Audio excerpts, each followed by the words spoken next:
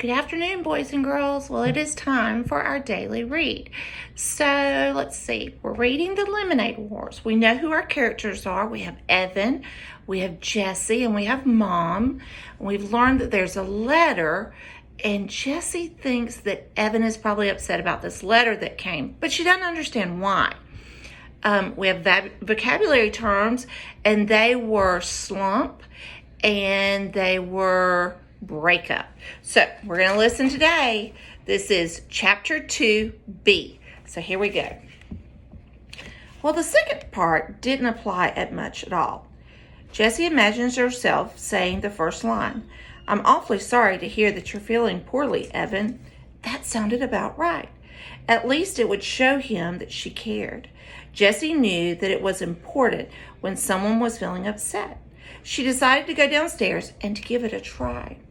She would do just about anything to get Evan back to the way he was before the letter. Jessie looked into the kitchen in the backyard. No Evan. She was halfway down the steps to the basement when she heard a noise coming from the garage. She opened the door and felt the full heat of the day on her skin. It was like some giant had blown his hot, stinky breath on her. In the garage, she found Evan and Scott Spencer. Weird, she thought. Evan doesn't even like Scott Spencer. They'd been on again, off again friends from kindergarten, but ever since Scott had purposely put Evan's bike helmet under the wheels of the Tretzky minivan so that Miss Tretzky ran over it when she was backing up, their friendship had definitely been off. Jessie looked from Evan to Scott and back again. Now, she had no idea what to say. I'm awfully sorry that you're feeling poorly, Evan. Didn't seem to make much sense when Evan was obviously having his friends over. She tried to think of something else to say. All she could come up with was, what you doing? The boys were bent over a piece of cardboard. Evan was writing letters with the skinny red felt tip pen. The purple cooler was in the middle of the garage, and two plastic chairs were stacked on top of it. On top of the chair was a brown paper bag. Nothing, said Evan, not even looking up. Jessie walked over to the boys and peered over Evan's shoulder. All right, guys, I don't know if you can see it. Can you see what the sign says? Wonder if that word's spelled right. Hint, hint. She says, you spelled lemonade wrong. It's an O, not an I. But she thought, oh good, a lemonade stand, my favorite thing to do. The boys didn't say anything. Jessie saw Evan's mouth tighten up. You want me to make the lemonade? She said. Already made, said Evan. I could decorate the sign, she said. I'm good at drawing butterflies and things. Scott snorted. We don't want girl stuff like that on our sign. Do you want to use my lockbox to keep your money in?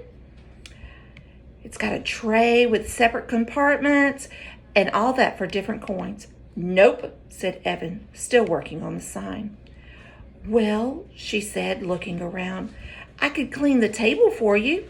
The small wooden table, still covered with black streaks, was pushed up against the bike. We're not using it, said Evan, but we will use the table. But you always use the table for the stand, said Jessie. Evan pushed his face in her direction. We don't want it. Jessie took a couple of steps back. Her insides felt runny, like a fried egg that hadn't been cooked enough. She knew that she should just go back into the house, but for some reason, her legs wouldn't move. She stood still, her bare feet rooted to the cement cellar. Now, what do you think rooted means in that sentence? Her feet were rooted to the cool cement. What do you think that means? Yep, just like a tree, just like a flower. She felt like her feet couldn't move because they were just stuck inside of it. That's right. Scott whispered something to Evan, and the two of the boys laughed, low and mean. Jessie swayed towards the door, but her feet just stayed planted. She couldn't stand it that Evan wanted to be with Scott, who was a real meanie. And he wanted to be with him more than me? Hey, she said, I bet you need change. I've got tons. You could use all my change, as long as you pay me back at the end of the day. Don't need it, said Evan. Oh, he's being so mean. Yeah, you do, insisted Jessie. You always need change, especially in the beginning. You'll lose sales if you can't make change. Evan capped the pen with a loud snap and stuck it back in his pocket. Scott's bankrolling us.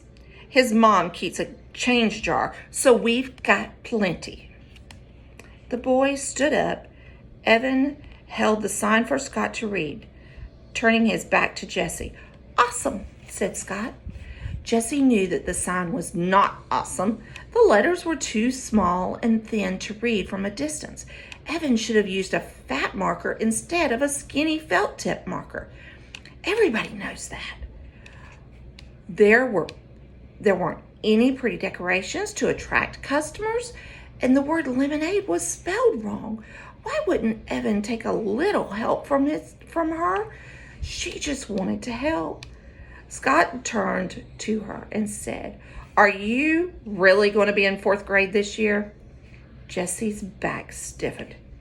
Yep, she said. Wow, that is so freaky. Is not, she said, clicking her chin out. Is too, said Scott. I mean, you're a 2nd grader and now you're going to be a 4th grader? That's just messed up. Jessie looked at Evan, but he was too busy tapping the sign on the cooler. Lots of people skip a grade, said Jessie. It's not that big of a deal. It's completely weird, said Scott. I mean, you miss everything from a whole year. You miss the whole unit on Antarctica. And that was the best one. And you're going to miss it. And the field trip to the aquarium and all the things that we sent letters. We sent all the letters all over the country. Remember that, Evan? You got that letter from Alaska. That was so cool. Evan nodded, but he didn't look up. It's not a big deal, said Jessie again. Her voice stretched tight like a rubber band. It's like you're missing a whole year of your life, Scott said. It's like you're going to die a whole year earlier than the rest of us because you never had 3rd grade. Jessie felt cold and hot at the same time. Part of her wanted to yell, that doesn't make any sense. But the other part of her felt a little weird, like Scott had just noticed she had 3 legs. Now, guys, does she really have 3 legs? Or they just say that that's how weird she felt? I think you're right, too. Evan stood up and tossed a paper bag to Scott. And then he grabbed a plastic chair with one hand. Come on, let's go. He reached down to grab one hand of the cooler. Scott grabbed the other, and together they lifted it and began to walk out of the garage. Hey, Evan, said Jessie, calling to their backs. Can I come too? No, he said without turning around. Come on, please. I'll be a big help. I can do a lot of things. You're too young, he said sharply. You're just a baby. The boys walked out. You're just a baby? Jessie couldn't believe Evan had said that after all the stuff they'd done together. And he's only 14 months older than she was. Hardly even a full year. It is a year, but it's just barely a year. She was about to yell back something really harsh, something stingful and full of bite, like, oh yeah? When she heard Scott say to Evan, man, I can't believe you have to be in the same class as your little sister. If that happened to me, I'd move to South America. Yeah, tell me about it, replied Evan, crossing the street. The words died on Jessie's lips. She watched Evan walking away, getting smaller and smaller. He was deserting her. He wasn't going to stand by her at school. He wasn't going to smooth the way for her. He was going to be on the other side with all of them, looking down at her, telling everyone that she was too young to be part of the crowd, telling everyone that she didn't belong. "Fine for you, Evan Tretsky," she said as she marched into the house, her fists balled up on her side. "I don't need you. I don't need you to have fun. I don't need you to run a lemonade stand. And I don't need you to make friends in the 4th grade." Halfway up the stairs, she stopped and shouted, "And I'm not a baby." That's the end of chapter 2. So, today we met another character. We met Scott. And Evan is hanging out with Scott, but he doesn't like him. And we also learned or listened to the word rooted. And we talked about how rooted is, it can have different meanings. It's a multiple meaning word. And she was talking about her feet felt rooted into the cool cement. So she couldn't move, like a tree can't move if those roots are down there good. So I hope that you are enjoying our book, and we will do chapter 3 tomorrow. Have a good day. Bye.